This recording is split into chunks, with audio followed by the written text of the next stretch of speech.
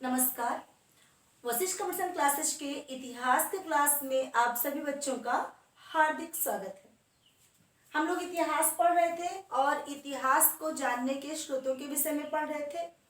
इसके अंतर्गत हमने अब तक वेदों को पढ़ा है, पुराणों को पढ़ा है, ब्राह्मण ग्रंथों को पढ़ा है।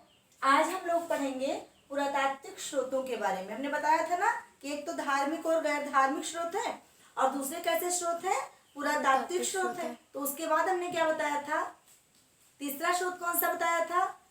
तीनों प्रकार के स्रोत बताए थे ना। तीसरा स्रोत कौन सा था? तीसरा स्रोत था सिक्के। सिक्कों से भी तो हमने इतिहास को जाना, ठीक है। अच्छा, उसके बाद पुरातात्विक खोजों से जाना, शिलालेखों से जाना। तो आज हम लोग जानेंगे पुरातात्विक स्रोतों में किसके बारे में? अभिलेखों के बारे में। पुरातात्विक स्रोत कितने प्रकार के होते हैं? तीन प्रकार के, अभिलेख, स्मारक और सिक्का। कितने प्रकार के? तीन। कौन कौन से? अभिलेख, स्मारक, सिक्का। अभिलेख, स्मारक और सिक्का, ठीक है। तो अब हम लोग चलते हैं, आज अपने अभिलेखों के बारे में जानते हैं। अपने मतलब अपने इतिहास को जानने के स्रोत किसके बारे में? अभिलेखों के बारे में जानते हैं। देखिए, इसमें जानना नहीं है लेकिन फिर भी हम लोग थोड़ा सा जान लेते हैं। अभिलेख किसे कहते हैं तो जानते ही हैं। जब पत्थरों पर या दीवारों पर या स्तंभों पर खुदाई की जाती है तो उसको क्या कहते हैं?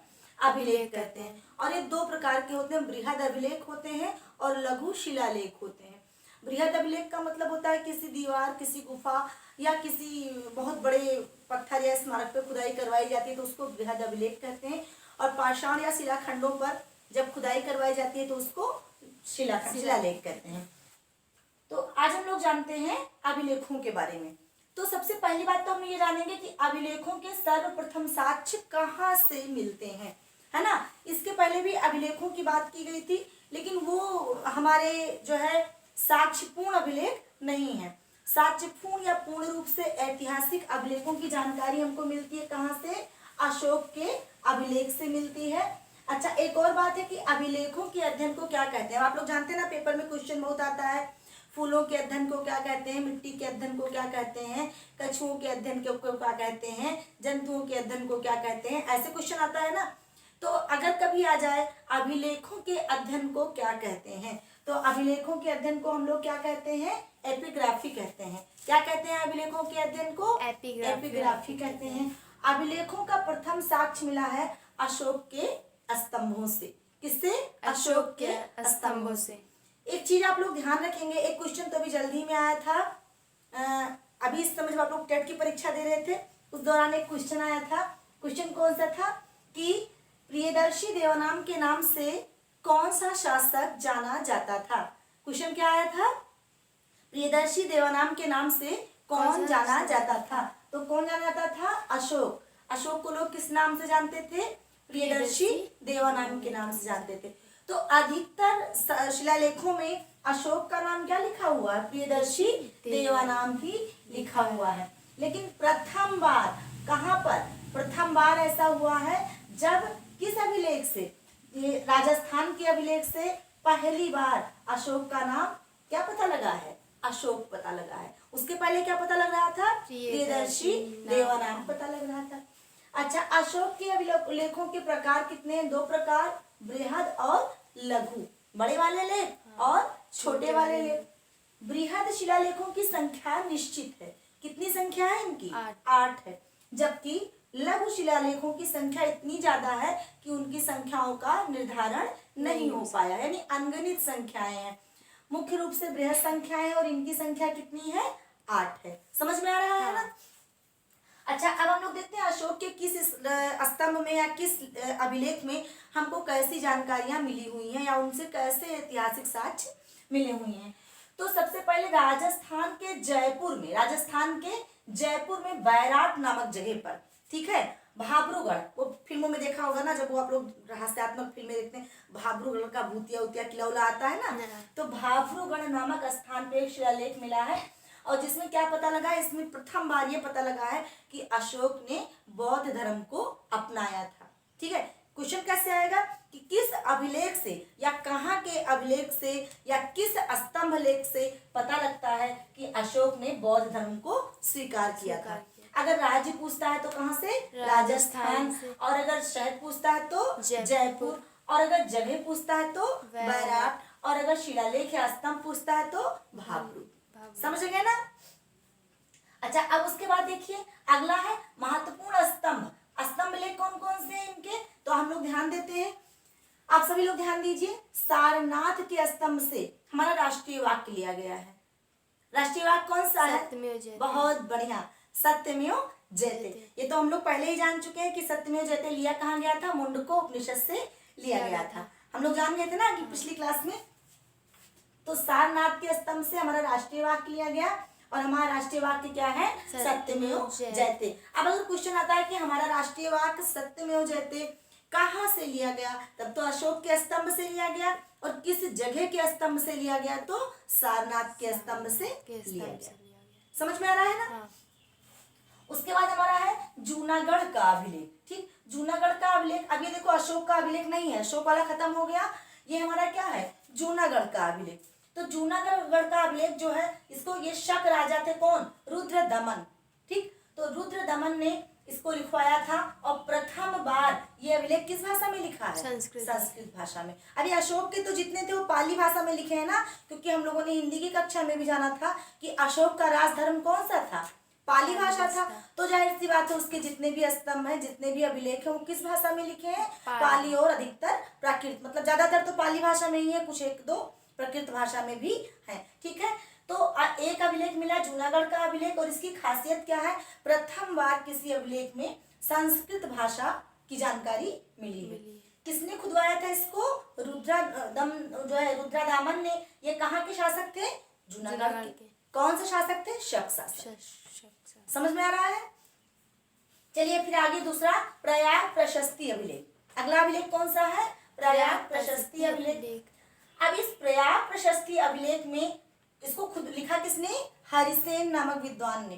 कई जगह हरिसेन को हरिसिंह भी लिखा हुआ मिलता है। ठीक है, तो हरिसेन नामक विद्वान ने इसको लिखा और किसके श्रेय की गाथा में लिखा, समुद्रगुप्त की श्रेय की गाथा में लिखा।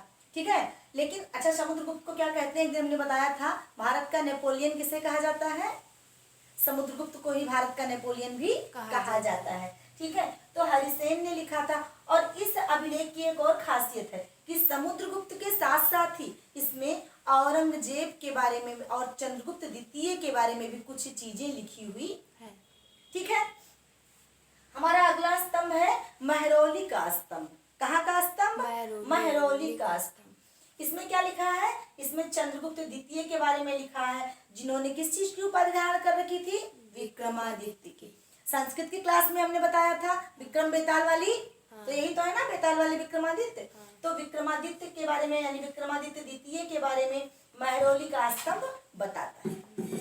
ठीक है, अगला हमारा है मंदसौर का अभिलेख। मंदसौर का अभिलेख किसके बारे में बताता है, कुमारगुप्त के बारे में बताता है। ये कुमारगुप्त के तमाम सारे विजयों की चर्चा करता है। उसके बाद हमारा है एरन का अभिलेख। कौन सा, एरन का अभिलेख।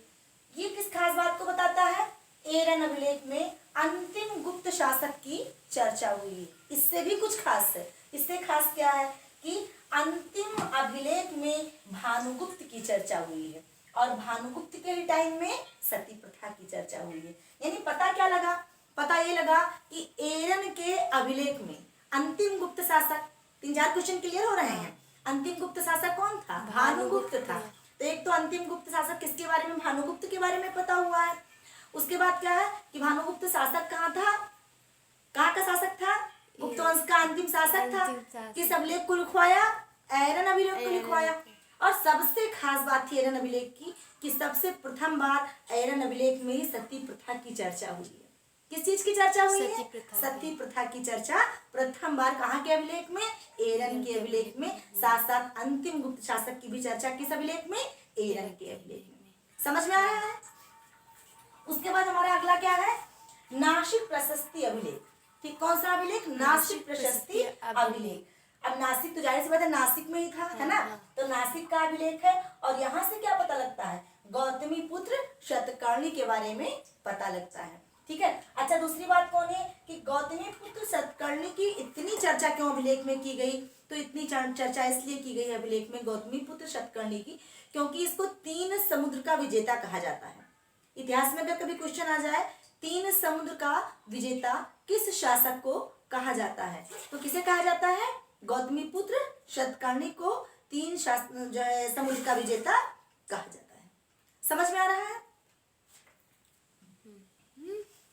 उसके बाद हमारा अगला अभिलेख है उत्तर मेरुड़ का अभिलेख। कहाँ का अभिलेख? उत्तर मेरुड़ का अभिलेख। और इसमें किसका वर्णन मिलता है? चोल शासक परांतक का वर्णन मिलता है। किसका वर्णन है इसमें? चोल शासक परांतक फर्स्ट का वर्णन है। और सबसे खास बात, इसमें प्रथम बार स्थानीय स्वशासन की चर्चा की गई है। किसकी चर्चा की गई है? प्रथम बार स्थानीय स्वशासन की चर्चा की गई है। तो एक बार चलिए रोज की तरह हम लोग एक बार फिर से क्लास को दोहराते हैं और इस बार आप लोग बराबर जवाब देंगे ताकि हमको पता लगे कि आप लोग को कितना समझ में आ रहा है। ठीक है, तो चलिए देखते हैं हम लोगों ने किसके बारे में जाना है? पुरातात्विक स्रोतों के बारे में जाना है। स्रोतों को जानने में 3 प्रकार के स्रोत हैं। कौन कौन से? अभिलेख, स्मारक और सिक्का। आज हम लोग जानते किसके बारे में है? अभिलेखों के बारे में जानते हैं। अभिलेखों के अध्ययन को क्या कहते हैं? एपिग्राफी कहते हैं। अभिलेखों का अध्ययन मीन्स क्या? एपिग्राफी। प्रथम बार अभिलेख का साक्ष्य किस शासक के अभिलेख से मिला है? अशोक के। ठीक है ना? अच्छा, किस अभिलेख में अशोक नाम से अशोक की चर्चा पहली बार की गई है? भाब्रूगढ़, बताए थे ना भूतिया वाला किला कहाँ पे? भाब्रूगढ़ से। भाब्रूगढ़ अभिलेख से प्रथम बार चर्चा की गई अशोक के, अशोक नाम के। यानी उसके पहले अशोक को क्या कहा जाता था? प्रियदर्शी देवानाम कहा जाता था। भाब्रूगढ़ वाले अभिलेख की खासियत क्या है? भाब्रूगढ़ के अभिलेख की ये खासियत है कि हमको इससे पता चलता है कि अशोक ने बौद्ध धर्म को अपनाया था।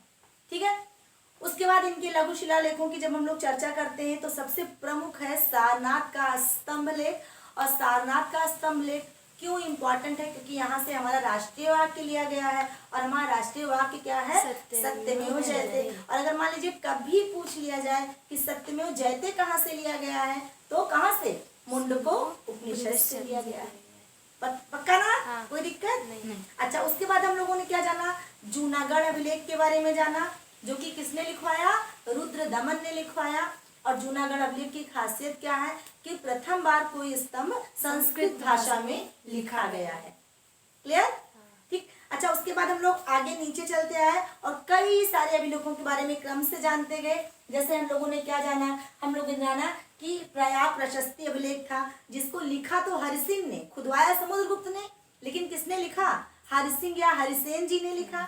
और हरिसेन जी ने समुद्रगुप्त के साथ साथ ही क्या किया? औरंगजेब और विक्रमादित्य के बारे में भी तमाम सारी चीजों को उसमें खुदवाया। यानी 3 शासकों की जानकारी, मान लो क्वेश्चन घुमा के आ जाए, कैसे आ जाए कि 3 शासकों की जानकारी किस अभिलेख से पता चलता है, या किस अभिलेख में 3 शासकों के प्रशस्ति के बारे में लिखा गया है। तो कहाँ का अभिलेख बताएंगे? प्रयाग प्रशस्ति अभिलेख। ठीक है। अच्छा, मान लो कह दे मंदसौर का अभिलेख किसकी चर्चा करता है? वैसे कम इंपॉर्टेंट है, लेकिन किसकी चर्चा करता है? कुमारगुप्त की चर्चा करता है। अभी मान लो पूछे कि प्रथम बार सती प्रथा का चर्चा किस अभिलेख में हुआ है, तो कौन सा अभिलेख है जिसमें प्रथम बार? एरल का अभिलेख। उसमें किस चीज की चर्चा हुआ है? प्रथम बार सती प्रथा की चर्चा प्रथम बार हुई है। अच्छा, साथ साथ इसमें कुछ और खास बात है। क्या खास बात है? कि अंतिम शासक, गुप्त अंतिम शासक यानी कौन? भानुगुप्त की चर्चा हुई है। यानी अंतिम गुप्त शासक कौन था? भानुगुप्त था। और भानुगुप्त के शासनकाल में प्रथम बार सती प्रथा के साक्ष्य मिलते हैं। कहाँ का अभिलेख है? एरल का अभिलेख। हो गया। अच्छा, अगर पूछा जाए नासिक प्रशस्ति अभिलेख किस चीज की चर्चा करता है, तो किसकी? नासिक प्रशस्ति अभिलेख गौतमीपुत्र सतकर्णी की चर्चा करता है। और क्यों करता है? क्योंकि इनको 3 समुद्र का विजेता कहा जाता था। क्या कहा जाता था? 3 समुद्र का विजेता कहा जाता था। उसके बाद हमारा आखिरी अभिलेख है उत्तर मेरुड़ का अभिलेख। और इसमें जानकारी मिलती है किसकी? चोल शासक परांतक की जानकारी मिलती है। और सबसे खास बात, प्रथम बार इस अभिलेख में स्थानीय स्वशासन की चर्चा हुई है।